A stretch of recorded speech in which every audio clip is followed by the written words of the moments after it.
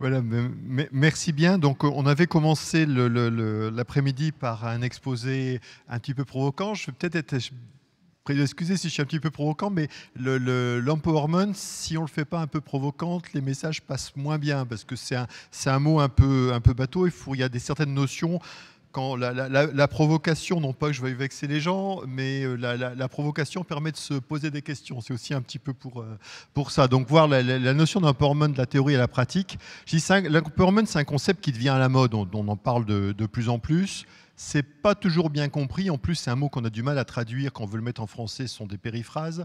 Non seulement c'est pas toujours bien compris, mais c'est encore moins souvent bien mis en application. Le nombre de gens qui disent faire de l'empowerment et puis qui n'en font pas tout à fait. Et l'empowerment, ça s'applique à des domaines spécifiques. On parle de l'empowerment sur un domaine et pas sur un autre. Ça dépend du domaine dans lequel on va être en action. Et ça peut être des actions d'empowerment qui peuvent être individuelles, l'empowerment d'un patient, ou collectives, l'empowerment d'un collectif de patients, d'associations. Qu'est-ce qu'il y a derrière la notion d'empowerment? On a du mal à le traduire. Il y a une notion un peu de retrouver le pouvoir d'agir. Derrière ça, il y a cette notion de la liberté de la personne, de son autonomie et de sa motivation. Parce que pour agir, il ne faut pas seulement que la personne ait son autonomie, il faut qu'elle soit motivée à le faire. Et tout le problème, c'est que les gens qui ne comprennent pas bien l'empowerment disent il faut qu'il fasse, il est autonome pour le faire, mais si on ne l'aide pas à avoir de la motivation, les gens ne vont pas faire. C'est ça le problème. Alors, pourquoi c'est à la mode? C'est parce qu'on est dans une époque où on valorise tout ce qui est liberté, autonomie. Et puis parce qu'il y a un intérêt collectif. On sait que les êtres humains, en général, sont plus efficaces lorsqu'ils agissent de leur propre volonté avec une marge importante de liberté. Et alors, tout le monde n'est pas convaincu de ça. Quand je le dis, on le sait, mais il y a de temps en temps, j'écoute des amis qui me disent ce qu'il faudrait... Alors, par exemple, ce qu'il faudrait, je me souviens d'un collègue qui me dit, moi je crois beaucoup à la dictature éclairée, il faudrait ça parce qu'il y a quand même plein de cons qui ne comprennent pas ce qu'il faut faire et il faut faire à leur place. On sait que les dictatures éclairées, ça n'a jamais marché. C'est-à-dire que ce n'est pas parce que vous avez un grand chef très intelligent qui sait ce qu'il faut faire que ça marche derrière. Les systèmes militaires, souvent on dit quand l'armée est très bien organisée, un système hiérarchique très fort, et oui, ils sont bien organisés pour faire la guerre. Mais dès qu'on met l'armée pour organiser la société civile, rapidement on se rend compte que ça ne marche plus du tout. C'est-à-dire que leurs procédures soi-disant très efficaces, parce qu'on donne toujours la notion d'efficacité à l'armée, en fin de compte, c'est un des corps les moins efficaces dès qu'ils sont dans la durée pour faire autre chose que la guerre. C'est l'échec de l'URSS. L'URSS, c'est quand même l'idée qu'on allait rationaliser la société, éviter les gaspillages grâce à un fonctionnement très intelligent. Il y avait le plan, et que grâce à ça, ça allait marcher. Ça a été l'échec le plus total.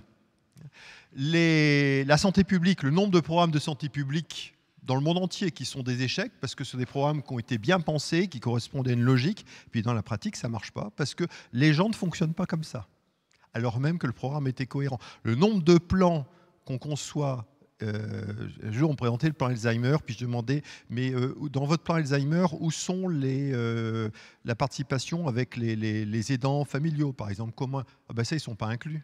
Comment on veut faire un plan Alzheimer si on n'a pas fait quelque chose avec les aidants familiaux? Mais le plan était bien pensé, mais on ne les avait pas inclus. Et on sait aussi que, alors il y en a qui pensent que quand on a quand même des dictatures, ça marche quand même mieux. Quand on voit, les dictatures, ça marche mieux pour les dictateurs qui s'enrichissent, et les familles dictateurs qui s'enrichissent, donc pour eux c'est un succès économique quand on ne les met pas à mort avant la fin. Mais par contre, pour l'ensemble de la population, les dictatures sont des échecs en termes économiques. Les démocraties qui, des fois, dont on dit elles marchent mal, il y a du gaspillage, les gens passent trop de temps à discuter, économiquement, elles sont beaucoup plus efficaces, malgré toute cette apparence de manque d'efficacité. Je donne un exemple qui me surprend. Là, depuis quelques temps, je travaille en Suisse. La Suisse est très parcellisée. C'est-à-dire que par rapport à la France, on se dirait, là, pour 3-4 cantons, en France, on mettrait un hôpital et c'est beaucoup plus rentable. En Suisse, on a l'impression qu'il y a un gaspillage d'argent. Pourtant, ça marche pas mal, globalement. Alors, voilà, parce que on voit qu'il y a des sortes d'organisations, ça pourrait être mieux, mais il y a des sortes d'organisations qui fait que quand les gens se mettent d'accord comme ça, on arrive à trouver des fonctionnements qui sont bien. Alors, je dis c'est à la mode, ça c'est un dessin fait par un parent de malade qui dit il y a beaucoup d'établissements qui revendiquent de développer l'empowerment. Ça, comme c'est à la mode, l'établissement dit nous, c'est l'empowerment des patients, extrêmement important. Donc, l'empowerment des familles, des associations. Mais voilà comment l'impression que c'est l'établissement qui le dit, mais quand on demande à ceux qui devraient être je ne sais pas comment dire en français, empowerer, à qui on donne, met de l'empowerment, ben voilà les petits dessins que m'a fait ce père d'un patient. Deuxième dessin, la notion de l'entre-soi, c'est-à-dire qu'on voit qu'on invite les usagers, mais souvent des usagers cooptés, hein, ceux qui sont bien, ceux qui ne sont pas dans l'émotionnel, qui se font quelque chose de correct. Mais l'usager qui est un peu contestataire, on ne va pas l'inviter. C'est pourtant peut-être celui-là qu'il faudrait associer. Quand il y a beaucoup de cooptation, j'ai vu un centre de conseil d'administration d'hôpitaux, on voit une sorte de cooptation des représentants des usagers plutôt que mettre des contestataires. Il s'agit de l'empowerment raté, c'est la notion, quand on dit aux gens, c'est comme ça qu'il faut faire. On voit des usagers qui sont convoqués à certaines heures. On organise des réunions avec les usagers, mais aux heures où les gens travaillent. Les gens sont convoqués. Alors que l'empowerment, c'est demander aux usagers quand est-ce que vous voulez qu'on organise la réunion et on se met à votre disposition. C'est ça l'empowerment, c'est pas l'inverse. Alors je vais donner un exemple. En 2014, on a fait auprès des membres du comité directeur d'associations de familles d'usagers en Alsace, on leur avait demandé, j'ai fait une petite enquête, est-ce que la majorité des psychiatres entendent ce que les familles ont à leur dire? Et ce qu'ils disaient, plutôt non, à 90%. Est-ce que, parce que l'établissement, entre-temps, a fait beaucoup de pubs en disant « mais nous, on développe l'empowerment, présence d'usagers, donc sur les plaquettes, sur certification, tout est très beau ». Est-ce que, par rapport à il y a 7 ans avant, est-ce que ça s'améliorait? Plutôt non à 70%. Donc c'est intéressant aussi de voir leur perception de changement. Est-ce que les revendications et demandes faites par votre association sont dans la majorité des cas traduites par les autorités de santé par des améliorations significatives dans les faits? Vous demandez des choses, est-ce que ça amène à des changements? Eh bien, plutôt non à 90%. Et est-ce que ça s'améliorait par rapport à 2007? Plutôt non à 70%. Lorsque l'association signale un dysfonctionnement, vous savez, ces fameuses commissions de recours, je ne sais plus comment on appelle ça, qualité, la CRUC, là. C'est CDU, oui. Est-ce qu'il y a une solution efficace qui est mise en œuvre dans la majorité des cas? Plutôt non à 89% et amélioration par rapport à 2007, plutôt non avec 78%. Donc c'est bien qu'on a le point de vue de l'autre côté. Votre association, est-ce qu'elle a un poids plus important dans les décisions concernant la santé mentale aujourd'hui? Plutôt non à 89%, et est-ce que ça s'est amélioré? Plutôt non à 67%. Dans l'organisation de la santé mentale et du dispositif de soins, votre association est plutôt pas associée. Si, ils disent on est associé, maintenant il y a des lois qui obligent, des règlements qui font. Donc plutôt pas associé, il n'y en a que 5,5%. Plutôt associé, mais avec un rôle annexe. La notion qu'on est un peu potiche dans les réunions, c'est quand même 89%, et plutôt associé avec un rôle déterminant, c'est 5%. Donc on voit ces notions d'empowerment, selon qu'on se met du point de vue d'un établissement qui veut développer l'empowerment du point de vue des usagers, c'est pas tout à fait vécu de la même façon. Alors je dis les institutions de santé, il ne faut pas non plus trop les critiquer, parce que ça, j'avais fait mes courses dans un supermarché en Alsace, vous voyez un petit peu ce qui est écrit, produits frais, les qualités riment avec agriculture de proximité, puis je ne sais pas si je vais vous grossir l'image du bas, c'est juste en dessous de la pancarte. Donc, proximité, Pérou, Espagne, Mexique. La notion je communique des choses et je fais autre chose, enfin, les incohérences dans la communication, finalement, sont fréquentes dans toute la société. Mais c'est pour ça qu'il faut des fois se méfier des effets de communication. L'empowerment, c'est un intérêt qui dérive d'un principe fort. Notre cerveau, et bon, pour revenir à la notion de neurosciences, notre cerveau résulte d'une sélection naturelle qui a favorisé la recherche de l'autonomie. Parce que quand on a le choix, c'est plus intéressant. Et même chez les animaux, dans une région du cerveau qui contrôle un peu certains mécanismes de motivation, dans le striatum, il y a plus de libération de dopamine quand l'animal est mis dans un système où il a un choix que dans un système où il n'a pas de choix, mais une récompense quand même. C'est-à-dire que le choix est en lui-même une récompense, plus forte que la récompense elle-même. Nos cerveaux préfèrent le choix. Les individus sous contrainte tendent à agir spontanément pour réduire les contraintes et regagner en autonomie, car le choix est récompensant. C'est pour ça que tous les règlements qui visent à contrôler l'activité des gens, pour essayer au mieux ce qu'on appelle les fliquer, mais essayer de contrôler leur activité, systématiquement, ceux qui sont soumis à ça vont chercher à trouver des astuces pour que ça ne marche pas. Et c'est pour ça que l'URSS n'a pas marché. Ils ont mis des grains de sable parce que c'est une caractéristique du fonctionnement humain, de maintenir notre liberté d'action. Et si on ne comprend pas ça, on échoue dans toutes les mesures de management. Ces données, c'est aujourd'hui soutenu par les neurosciences. En gros, les gens n'en font qu'à leur tête, mais ça, je ne vous apprends rien, parce que vous-même, je pense qu'individuellement, vous en faites tous qu'à votre tête. Mais quand on est des fois en position de vouloir diriger, on aimerait que les autres nous obéissent, alors que nous-mêmes, on n'en fait qu'à notre tête. Donc, si on est trop contraint, ça réduit, en gros, les motivations à agir. Alors, le problème avec les patients, c'est que nos patients, un certain nombre d'entre eux ont des déficits cognitifs. Et quand vous avez des déficits cognitifs, c'est bien beau de les laisser faire, mais ils ont des gros défauts d'analyse de la situation. Et on dit, mais s'il analyse mal, le laisser faire, ben, il risque de faire n'importe quoi parce qu'il analyse mal. Ça, c'est un premier problème. Le deuxième problème, c'est que beaucoup ont des déficits de motivation, parce que les régions cérébrales responsables de la motivation marchent moins bien. Et donc les personnes, même si vous les laissez faire, elles ne vont rien faire parce qu'il n'y a pas d'énergie, il n'y a pas d'envie. Donc ça, c'est un problème qu'on a dans l'empowerment. Et c'est ce qui fait que les soignants, ils ont une tendance fréquente à penser à faire à la place du patient, en disant si j'interviens pas, de toute façon, il ne va rien y avoir. Mais dans le cas, comment on fait l'empowerment dans ce cas-là, si on part de ce principe, parce que c'est vrai qu'il y a quand même ces troubles. Il faut quand même faire de l'empowerment malgré ces troubles. Ça veut dire que l'empowerment, c'est pas si facile que ça à faire. C'est pas juste dire à la personne, je vous laisse les commandes, parce que les commandes, elle va pas bien savoir les utiliser. Mais pourtant, il faut lui laisser en partie quand même. Et c'est ça la difficulté. Il y a des nombreux exemples qui montrent qu'on sous-estime les capacités des malades. Liées à la stigmatisation, liées aux préjugés. Il y a de plus en plus d'expériences actuelles. Dès qu'on met les malades en œuvre de faire quelque chose, on dit tiens, on ne pensait pas que c'était capable de faire ça.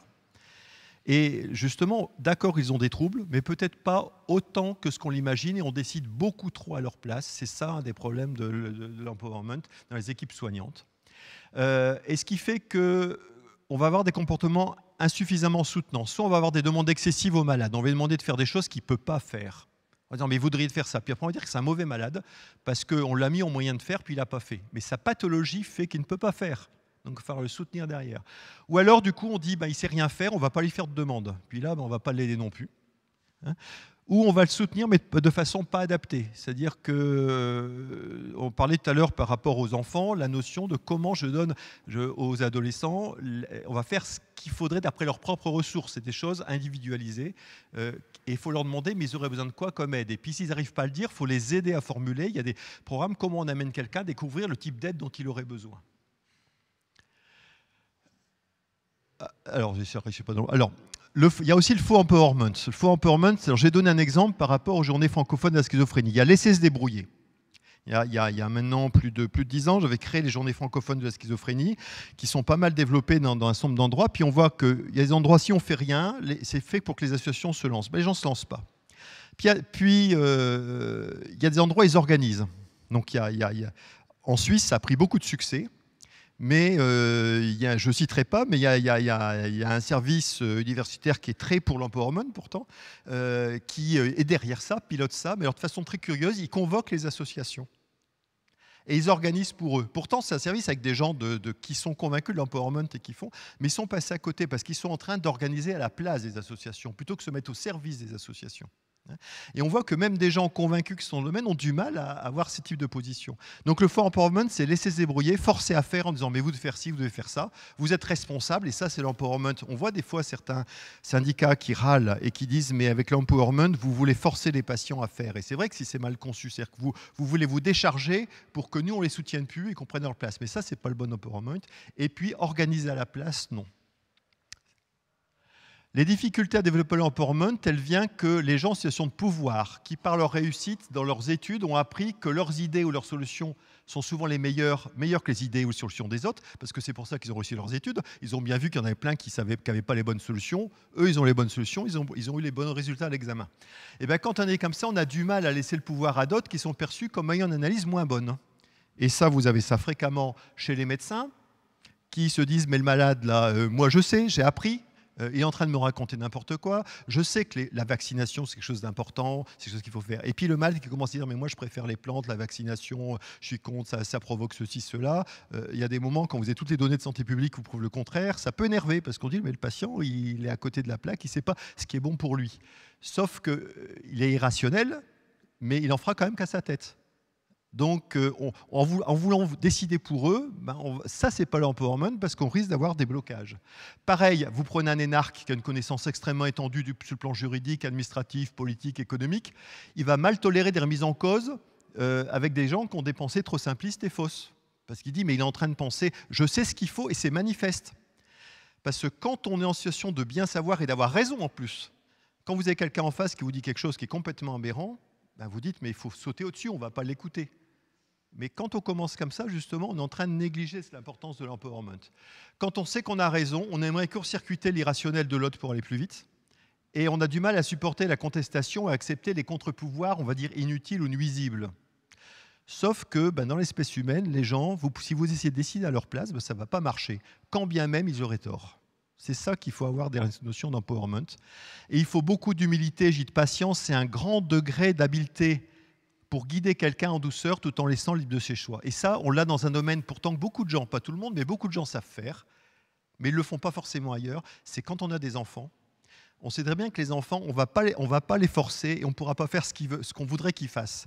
C'est-à-dire qu'on va suivre leurs choix, mais on va guider un peu, orienter tout en respectant leurs choix. Et l'éducation des enfants, finalement, la bonne éducation, c'est ça. Et l'empowerment, ce qu'on devrait faire dans notre vie professionnelle, ce qu'on devrait faire avec les malades, ce qu'on devrait faire dans le management d'équipe, c'est le même genre de choses, mais ça, on a plus de mal. Quand on a des enfants, on se sent obligé parce qu'on n'a pas le choix. Parce que sinon, on va se disputer avec eux, on n'a pas envie de les perdre.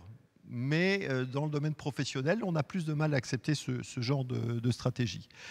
La psychiatrie, je dis qu'ils soignent des patients qui ont des atteintes des mécanismes biologiques et de la motivation, en savent quelque chose. Parce qu'en psychiatrie, quand vous avez un malade qui souffre de schizophrénie, qui a des gros problèmes de motivation, qui se lève l'après-midi à 4 heures de l'après-midi, qui ne fout rien de sa journée, si vous n'avez pas les bonnes techniques, il continuera à se lever à 4 heures d'après-midi tous les jours. Si vous avez les bonnes techniques, il se lèvera le matin, il va aider la famille. Mais il y a des techniques et on commence à connaître les principes de la motivation. Et ces idées de motivation, c'est basé sur quoi ces notions motivées? D'abord sur des notions de valeur, qui est de respecter, d'avoir de la bienveillance. On parlait tout à l'heure de la sollicitude, c'est un petit peu ça. La bienveillance, le respect de l'autre, même si on pense qu'il pense faux, qu'il dit des conneries, transmettre un respect par rapport à ça. Et puis derrière ça, à côté de ces problèmes de valeur qu'il faut avoir, il y a des techniques qu'on appelle les techniques motivationnelles, qui vise à développer ce qu'on appelle le sentiment d'efficacité personnelle des gens. L'aspect le plus important de la motivation, c'est le sentiment d'efficacité personnelle que les gens ont. Je dis malheureusement, et ça c'est un peu l'objet de l'inauguration, ce qui a été dit au début par Raphaël, les progrès récents des neurosciences et des cognisciences sur les théories de la motivation sont encore trop peu diffusés. Et je donne un exemple, il y a quand même eu un prix Nobel cette année avec Richard Thaler, qui est un signe encourageant, qui montre que dans le domaine du management, on commence à comprendre des choses et que... pourtant, l'élite continue à avoir une connaissance assez vernaculaire des théories du management. Il y a encore des gens qui pensent que lean management, c'est un modèle génial. Alors que si vous connaissez les modèles de la motivation, c'est une connerie monumentale, tel que c'est appliqué en général. Si on veut motiver les gens, on commence à comprendre aujourd'hui les théories de la motivation. Et le Nobel qui vient en économie, c'est comment est-ce qu'on obtient que les gens fassent, même si, a priori, ils n'ont pas envie de faire. Et il y a des façons basées sur la compréhension des déterminismes cérébraux sur la motivation. Ça, il faut l'inclure. Et tous les acteurs de santé sont d'accord d'ailleurs pour dire que le patient est au centre. Trouvez-moi un seul centre hospitalier qui ne vous dit pas que le patient est au centre. Trouvez-moi un seul établissement scolaire qui ne vous dit pas que l'élève est au centre. Mais en fait, la plupart des gens pensent que c'est eux-mêmes qui sont au centre, que ça va passer par eux. Et là, l'empowerment est mal barré quand c'est comme ça. Juste pour montrer le côté un peu biologique, ça c'était un modèle qui a été développé par Kandel, c'est un des rares prix Nobel qu'on ait en psychiatrie, qui avait fait un modèle transgénique de souris où il avait hyper exprimé des récepteurs à la dopamine dans la région striatale, cette région qui récompense dans la motivation. C'est un modèle où le récepteur il pouvait l'hyper exprimer ou arrêter l'expression en rajoutant un médicament. Là, on voit sur le cerveau de rat, la partie en noir, c'est l'hyperexpression de ces récepteurs. Et puis, quand il bloque l'hyperexpression, ça disparaît. Donc, il fait une petite modification biologique. Il hyperexprime de 20% à peu près les récepteurs à la dopamine. Et ce qui se passe, on met les souris en train d'apprendre. Et la souris, chaque fois, elle va apprendre qu'elle doit taper à peu près, pour avoir sa récompense, 12 secondes après que la lumière s'allume. Et la souris, bien qu'elle ne connaît pas le temps, elle finit par repérer par erreur à 12 secondes. Et sur la courbe que vous avez en haut, vous voyez le nombre de fois où elle tape quand la lumière s'allume. 12 secondes. Ça, c'est la plus grande courbe en haut. Et puis, il y a un deuxième modèle, on dit à la souris, plutôt que vous ayez une récompense chaque fois que vous tapez, vous avez une récompense une fois sur 10. C'est-à-dire qu'on vous paye moins, quoi. Et bien, vous avez, c'est la deuxième courbe. Alors, la deuxième courbe, en plus bas en jaune, c'est-à-dire que la souris repère toujours à 12 secondes, mais elle tape moins. Oui, elle est moins payée, elle est moins motivée. Et quand je prends des souris que je modifie génétiquement, elles tapent exactement comme des souris qui seraient moins payées. Il a suffi de changer quelque chose dans le cerveau pour qu'elles soient moins motivées. Alors, il y a des tas d'autres expériences qui vérifient que c'est bien la motivation, là, parce que ça, c'est un cours de 8 heures que je donne sur la motivation, donc on n'a pas le temps de faire ça là. Mais c'est pour vous dire que ces systèmes de motivation, il y a des choses qui se passent au niveau cérébral. Il ne faut pas commencer à faire de la motivation en lisant des revues comme Harvard Business Review, qui sont le niveau zéro mais on voit ça, il y a des gens qui disent je vais apprendre à toujours monitorer le changement, faire des choses. Non, ça, c'est à peu près à la motivation ce que les revues de base de certaines revues publiques de grand public de médecine, pas de médecine mais de santé, sont des revues scientifiques à peu près. Donc on commence à voir actuellement des neurosciences comprendre les mécanismes de motivation. Et là, c'est pour dire les différentes régions cérébrales qui interviennent dans la motivation. Il y a des aspects de plaisir, d'anticipation de la récompense, de rapport du coût-bénéfice. On commence vraiment, on en est au début, à comprendre les mécanismes cérébraux et derrière, il y a des actions de comment on fait pour récompenser mieux et qu'on utilise dans les pathologies.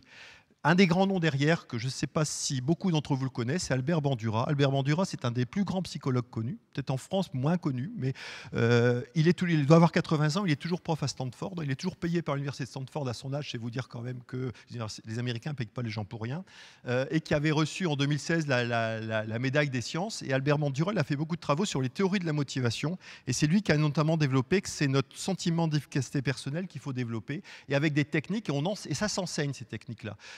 Ça s'enseigne beaucoup chez gens qui font des approches cognitives et comportementales en psychiatrie. Ça devrait s'enseigner dans d'autres domaines aussi, parce que c'est les techniques de base. Et derrière, il y a quoi comme notion ? Il y a plusieurs notions, mais parmi lesquelles les individus ont les capacités de planifier des alternatives stratégiques quand ils ont des problèmes. Là, les enfants qui ils ont le problème de monter le chien dans leur arbre, ben, ils vont trouver des solutions. Les individus sont capables de réguler leur propre comportement. Vous avez l'enfant, ben, il a du mal, ses parents ne sont pas là, il va essayer de mettre ses chaussettes. On a des stratégies comme ça. Ils sont capables d'auto-réfléchir. Et on est beaucoup plus capable qu'on le croit. Il y a des gens qui pensent aussi, il y a quelques temps, j'étais quelqu'un qui voulait me former à la qualité. Il y a toujours des gens qui débarquent et puis qui veulent former et qui montraient les boucles d'amélioration. Je dis, vous savez que ces boucles d'amélioration, elles existent déjà chez le rat, elles sont câblées dans le cerveau du rat et dans le nôtre aussi. C'est-à-dire que je fais, j'observe, je vois la différence et je corrige. Il n'y a même pas besoin de l'enseigner, notre cerveau est déjà câblé comme ça. Mais il y en a qui pensent qu'ils nous apprennent des choses. Alors, c'est une constante de la biologie, c'est comme ça que le cerveau apprend. Et donc, on peut des fois le formaliser pour l'améliorer un petit peu, mais ça existe déjà au départ. Alors, des expériences. Comment est-ce qu'on peut développer l'empowerment ? C'était une idée que j'avais faite sur l'arrivée de nouveaux agents. Un jour, j'avais écouté Marianne Farkas, qui est animatrice dans le domaine social et médico-social aux États-Unis, à Boston, et qui avait dit dans un congrès, on ne peut pas développer l'empowerment si on ne donne pas au moins aux gens un bout de pouvoir, au moins symbolique. Sinon, vous leur dites, on vous donne du pouvoir, puis en fin de compte, vous n'en avez pas. Donc la base, c'est donner au moins aux gens un bout de pouvoir. Et elle faisait des élections, donc moi j'ai eu l'idée de faire ça. Dans l'hôpital de jour, je m'occupais. Et quand il y avait de nouveaux agents, de faire passer les agents, passer une sorte de post-audit d'admission, consultatif. Alors j'en dis aussi consultatif, mais vous savez, quand quelqu'un passe devant une commission de CME, c'est consultatif, les choix sont déjà faits pour le fait qu'on recrute quelqu'un. Il y a même des fois, pour certains textes, il y a des choses qui passent au Conseil d'État. On a déjà vu le pouvoir exécutif qui sautait au-dessus de l'avis consultatif du Conseil d'État. Donc, des avis consultatifs, il y en a plein dans la société. Mais ça a quand même un rôle symbolique. Quand la communauté dit non, ça peut avoir des conséquences. Et donc, on avait les nouveaux agents passer un audit devant les patients d'hôpital de jour. Alors, ils devaient se présenter, ils étaient interrogés. Et puis, à la fin, il y avait une sorte de vote pour l'accueil. Les agents au début étaient un petit peu réticents, puis on trouvait que c'était finalement une expérience très intéressante parce qu'ils étaient accueillis par les patients avec des questions extrêmement intéressantes. Les patients, pourquoi vous avez choisi psychiatrie ? Est-ce que quand les gens ne font pas bien les choses, vous énervez vite ? Est-ce que vous allez rester longtemps dans le service ? Parce que des questions concrètes. Est-ce que vous pensez que la folie, c'est contagieux ? Ce que nous posaient les questions des patients majoritairement souffrant de schizophrénie en hôpital de jour. On avait donc été sélectionné en 2011, on avait été une première fois pour le concours droit des usagers de la santé. Et puis, j'avais refait en 2014. On avait même la presse qui était venue, donc un journaliste de Libération qui avait assisté à ça. On avait plusieurs personnels qui étaient là. Et le personnel, finalement, l'a vécu bien comme une sorte de cérémonie d'accueil. Parce qu'ils connaissaient tous les patients les accueillaient, et les patients étaient extrêmement contents parce qu'on leur demandait est-ce qu'il faudrait renouveler. Ah oui, c'est très bien. Et alors, du coup, je m'étais dit toujours, parce qu'il y a toujours des gens qui râlaient, en 2014, il y a les syndicats de l'hôpital qui m'ont dit, mais qu'est-ce que c'est que ce truc-là? Donc, j'ai dû aller les voir personnellement. Je me suis dit, oui, parce qu'on vous fait confiance, vous faites des trucs bien, mais en leur expliquant, finalement, ça les a vite calmés. C'est plus l'administration de l'hôpital qui était un peu gênée de ce genre de pratique.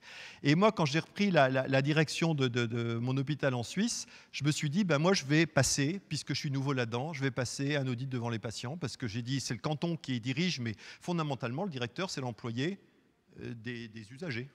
Et donc, je suis votre employé, M. Molic, et je vais me présenter, vous allez me poser des questions, et je vais faire ce que je n'ai pas fait ailleurs. On va faire un vote à bulletin secret. Vous allez me dire si vous me faites confiance ou pas pour diriger cet hôpital. Et je me suis mis en situation maximale d'insécurité. Je sais que j'ai convoqué la presse, y compris la presse télévisée et les associations de famille, pour que ça se fasse devant témoins. Mon directeur de soins m'a dit Yann, c'est une bonne idée, est-ce que moi aussi je pourrais passer l'audit avec toi? Donc, avec le directeur de soins, on a passé l'audit à deux. Alors là, c'était différent, c'était des patients hospitalisés dont certains étaient en contrainte. Hein, c'est pas pareil que des patients d'hôpital de jour avec lesquels on a des choses différentes. Et ce qui était intéressant, donc ils ont posé un certain nombre de questions. Et à ce moment, ceux qui étaient réticents, c'était les infirmiers. Qu'est-ce que c'est que cette connerie? Pourquoi on fait ça? Et puis quand les patients, avant que j'arrive, il y avait eu un quart du personnel qui a été licencié dans l'établissement. Il y avait une restructuration massive.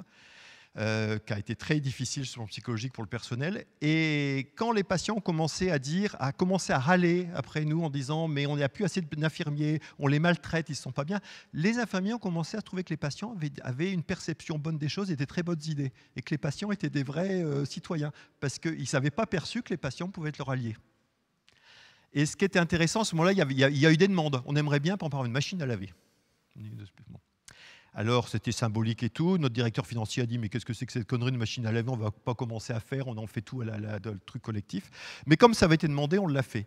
Juste avant de partir là, j'ai été demandé dans les unités, au fait, la machine à laver, ça donne quoi? Dans une unité où j'ai été, la moitié des patients utilisent la machine à laver qu'on leur a mis à disposition, c'est-à-dire qu'ils préfèrent laver eux-mêmes leur linge, donc ils le donnent à la lingerie, à la lingère qui l'accueille, plutôt que ça soit en collectif, et ils trouvent que c'est très bien, la moitié des patients de l'unité. En les écoutant, des fois, ça contribue à la qualité de soins, en fait, qu'ils sont contents d'hospitalisation. Donc, les résultats, c'est que finalement, ça a eu du succès en Suisse, parce que c'est passé en prime time au journal télévisé, au niveau francophone. Et il y a une page complète dans Le Temps, qui est l'équivalent du Monde en Suisse, qui a rapporté ça. Notre institution, qui était une institution vraiment de la psychiatrie archaïque, qu'on ne peut pas imaginer. Quand je suis arrivé, c'est la vieille psychiatrie dans Le Temps, tout à coup. Et le personnel, après coup, ça a eu un effet positif, c'est qu'on a parlé d'eux à la télévision, ils se sont sentis revalorisés de leur fonction de soignants. Donc on voit aussi les effets globaux sur l'ensemble et sur les patients. Deuxième expérience d'empowerment, c'était le mois du cerveau. Ça fait à peu près 11 ans maintenant, c'était la 11e année cette année, où à Mulhouse, j'avais un jour organisé avec les associations d'usagers ou de familles d'usagers pour toutes les maladies du cerveau, neurologiques ou psychiatriques, une manifestation avec des conférences pour les faire connaître entre elles, faire venir des gens vers les associations. C'était un one-shot qu'on devait faire, et puis les associations ont toutes voulu qu'on continue. La mairie de Mulhouse nous a soutenus, et donc maintenant, ça fait 11 ans qu'on fait tous les ans sur le thème du cerveau, mais piloté par les associations. Et alors là, on voit les difficultés d'empowerment, parce qu'on a des partenaires, la mairie de Mulhouse, des institutions, notamment hospitalières et médico-sociales. Et on voit des gens de la mairie de Mulhouse qui veulent imposer les thèmes de conférence, parce qu'ils trouvent que, par exemple, la sophrologie, c'est intéressant, mais ça n'a aucun rapport avec les messages qu'on veut faire passer pour le mal du cerveau, qui est l'empowerment, qui est connaissance d'association. On voit les institutions hospitalières qui veulent gérer, qui veulent imposer certains de leurs conférenciers, certains de leurs thèmes, alors que les associations n'en veulent pas. Donc on voit les difficultés de laisser, plutôt que se mettre au service des usagers, les difficultés à laisser les usagers et de les soutenir, par contre, parce que tout seuls, ils ont du mal. Et les usagers, ça permet de mettre ensemble toutes les associations d'usagers au niveau de la mairie de Mulhouse. C'est une expérience assez originale. Et ça fait maintenant 11 ans que ça dure régulièrement. Deuxième chose, la psychoéducation des familles et l'empowerment, donc individuel et collectif. On sait que dans la schizophrénie, les familles des patients, ça c'était une étude, sont très déprimées. On peut étudier la dépression dans la population générale avec une échelle. Quand vous avez au-dessus de 16 à cette échelle, vous êtes déprimé. Ici, c'est une échelle qui a étudié, il y a plus de 2000 publications dans le monde sur des populations contrôle. Et on est en gros entre 10 et 25-26% de gens déprimés dans des populations contrôle. Le pire, c'est la France, c'est l'étude Gazelle, EDF, GDF, ils sont à 28%. C'est un record mondial. Mais je pense qu'il y a des biais. Mais disons qu'ailleurs, que ce soit en Corée, en Hollande, donc l'étude Framingham, c'est utile cette échelle-là pour voir les gens qui sont déprimés.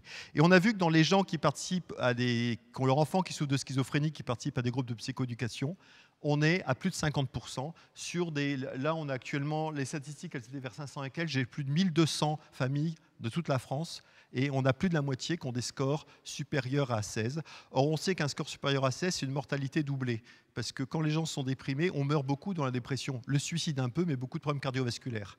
Et c'est en gros, vous mourrez d'infarctus. Donc quand vous êtes à ces scores-là, votre mortalité est doublée. Et vous avez 50%, là, on peut dire c'est normal, le proche est malade. Mais dans d'autres maladies, comme par exemple la mucoviscidose, c'est beaucoup moins. Pourtant, c'est terrible la mucoviscidose. On voit que dans la schizophrénie, les familles sont beaucoup plus impactées. Donc les familles n'arrivent pas à faire, parce que quand vous êtes déprimé, il y a ce qu'on appelle l'impuissance apprise, vous ne bougez plus, vous ne faites plus. Donc demander de l'empowerment à des familles qui sont à bout, c'est un non-sens. Il faut d'abord les aider à plus être à bout. Et justement, d'où l'intérêt des programmes psychoéducatifs, on va les entraîner. Dans ces programmes psychoéducatifs, il y a toute une partie du programme qui est du traitement de la dépression en groupe.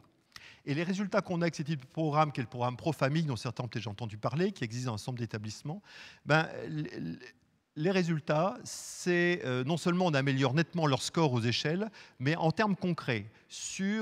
J'avais pris, c'était 7 groupes consécutifs que j'avais pris, qui étaient chez nous. Les familles rapportaient, pour les participants qui n'étaient pas retraités, parce que forcément, schizophrénie, c'est tard, il y en a qui sont déjà retraités. C'était 459 jours d'arrêt de travail avant de faire le programme, 107 jours après, divisé par 4, une significativité 1 pour 1000, c'est mes 2 dernières diapos, donc ça va aller. Et en termes d'hospitalisation du malade, là c'est la famille. La famille est moins malade. En termes d'hospitalisation du malade, on est passé, les familles déclaraient 2342 jours un an avant, 863 jours après, on divisait par 3. Le coût du programme, ce qui coûte ces animateurs, était remboursé en termes d'économie globale pour la société. Ce type de programme est rentable. C'est un programme assez lourd, mais rentable. Et les familles, quand on les voit après, elles disent « j'arrive mieux avec mon proche, j'ai plus d'énergie, je me sens plus en forme, le malade va mieux ». Mais en plus, on voit les familles qui s'engagent au niveau associatif. On a vu des associations, vous avez peut-être entendu parler de l'association Promesse, qui a fait une grande étude dans la presse, une étude sur l'emploi de la schizophrénie dans la presse. C'est des familles qui ont fait pro-famille, qui ont repris de l'énergie et qui sont réorganisées, qui sont en train actuellement d'aider les soignants parce qu'elles ont été bien formées. Donc on voit l'effet d'empowerment pour avoir des citoyens qui aident la santé.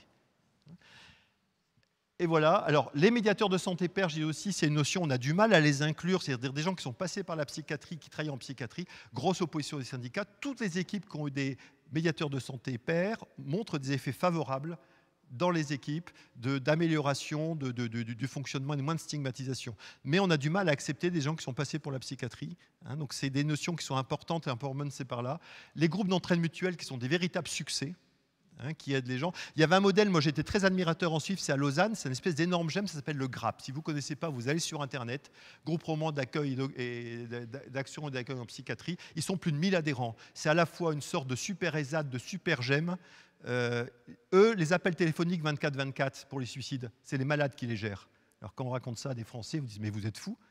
Mais comment ils ont fait la notion d'empowerment? C'est qu'au départ, Madeleine Pont qui dirigeait ça, elle faisait des réunions, puis il y avait un malade qui arrivait toujours crevé à leur réunion tous les matins, qui n'avait pas dormi. Puis on dit mais pourquoi? Qu'est-ce qui se passe? Toute la nuit, il soutenait un de ses copains au téléphone. On lui dit puisque tu le fais, on va créer le poste, puisqu'il le faisait. Et on n'a pas dit le malade doit s'occuper des autres malades, parce qu'en France, on aurait dit mais on va obliger les malades à s'occuper d'autres malades, puis c'est pas responsable. Non, ils le faisaient. Donc ils ont créé, c'est ça ces notions d'empowerment, écouter les gens, faciliter, faire ce qu'ils font déjà. C'est un peu les notions et c'est là-dessus qu'on a vraiment évolué. Alors des propositions, alors pour finir, des propositions qui n'ont aucun coût financier, mais qui pourraient créer une dynamique de changement. Mais je me demande, j'en parle souvent, je ne sais pas qui osera les tenter, parce qu'il y a tellement de préjugés et de craintes. Je vais vous montrer les deux notions, peut-être que vous allez dire que je suis complètement fou de proposer ça. Demander aux ARS et aux hôpitaux de présenter dans leur rapport annuel d'activité l'évolution du nombre d'adhérents d'associations d'usagers avec lesquels ils interagissent. Pour regarder, parce que ça ne va pas être beaucoup, mais est-ce que d'année en année, ça monte peut-être. Et ceux qui arrivent à ce que ça monte, ça va être des exemples pour les autres. Parce que la démocratie sanitaire, ce n'est pas attendre que les gens font, c'est favoriser les gens à ce qu'ils deviennent des citoyens. Qu'est-ce qu'on fait pour qu'ils deviennent des citoyens? Ce n'est pas en leur forçant, comment on les soutient. Donc ça, on pourrait voir les ARS qui deviennent, ou les hôpitaux qui deviennent actifs et qui trouvent la façon d'aider les gens. Deuxième chose aussi qui ne coûte rien, c'est on demanderait aux usagers membres des CA des hôpitaux de faire un rapport, un contre-rapport sur le rapport annuel pour aider le consensus. L'hôpital envoie son rapport, on demande aux associations d'usagers, vous faites votre rapport sur le rapport.